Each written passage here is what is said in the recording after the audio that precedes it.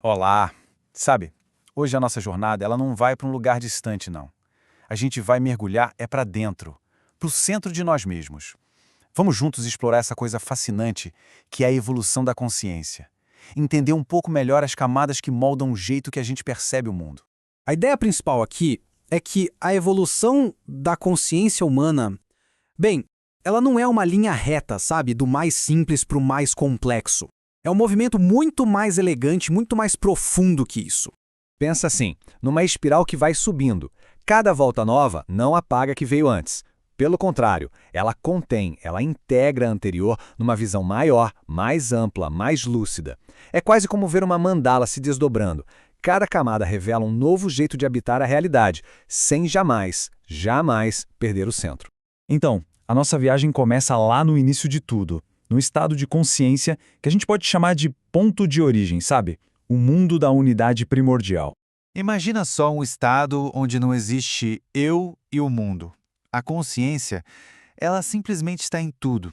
A vida é regida por puro instinto, uma conexão diretaça com a natureza, sem as barreiras que a gente criou com o tempo, com o espaço ou com a ideia de ser um indivíduo.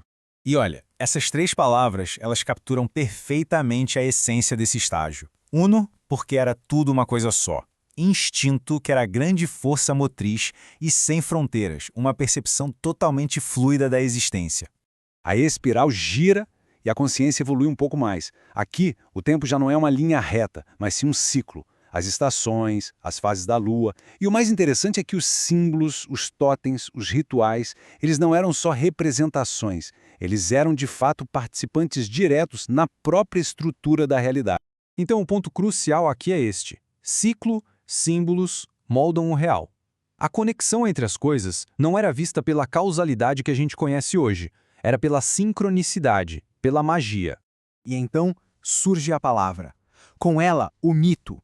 A linguagem e as histórias se tornam as grandes ferramentas para dar sentido ao cosmos. E o mundo passa a ser entendido através de grandes dualidades, sabe? O bem e o mal, a luz e a escuridão, a ordem e o caos. É isso. O verbo cria a realidade. Os deuses narram o destino. E as histórias dão sentido para a vida. Essa se torna a nova estrutura para entender a existência, com mitos e arquétipos que se repetem no tempo. Agora a jornada toma um rumo assim decisivo. A gente entra na era da separação. É um momento em que a mente desenvolve uma ferramenta nova e poderosíssima, a razão analítica. A mente aprende a traçar uma linha. Para entender, ela precisa separar. O sujeito se separa do objeto. A realidade começa a ser vista como um grande mecanismo, algo a ser desmontado, medido e compreendido só em termos de causa e efeito. Isso aqui ilustra perfeitamente a função dessa nova consciência. A razão é a ferramenta. A ação dela é separar. E o objetivo é explicar uma mudança radical no jeito de perceber o mundo. Só que essa clareza toda, esse poder de análise, ele veio com um custo bem profundo que a gente sente até hoje. Ao fragmentar o infinito, perde-se o canto da totalidade. Essa frase, ela captura uma perda imensa. A canção da unidade, daquela conexão primordial, foi silenciada. A gente ganhou uma precisão assim, sem precedentes para entender os componentes do universo. A ciência, a lógica, a capacidade de construir mundos complexos. Mas essa mesma precisão criou uma sensação de exílio. De repente, a gente virou observador do mundo e não mais participante. Mas a espiral ela continua a girar. A jornada não para na fragmentação, não. Ela busca o retorno, a reintegração. Mas olha, não é um retorno para o passado. É uma subida para um novo nível de totalidade. E o contraste aqui é muito claro. De um lado, a razão que separa tudo em caixinhas, do outro, a rede que une. As linhas não somem, mas elas são integradas numa teia muito maior, tudo interconectado. Então, o ponto crucial é esse. É síntese, não negação. A razão não é jogada fora. Pelo contrário, ela é abraçada, integrada numa perspectiva que consegue ver múltiplos mundos ao mesmo tempo, que percebe as conexões escondidas entre sistemas que antes pareciam separados. A consciência integral, ela retorna, não para o passado, mas para a totalidade. Ela abraça todas as camadas que vieram antes e percebe o mundo como uma rede dinâmica, viva e interconectada. E a espiral não para. Na próxima camada, a própria distinção entre quem observa e o que é observado simplesmente se dissolve. O tempo vira campo, o espaço vira onda. A consciência não está em algum lugar, ela é tudo.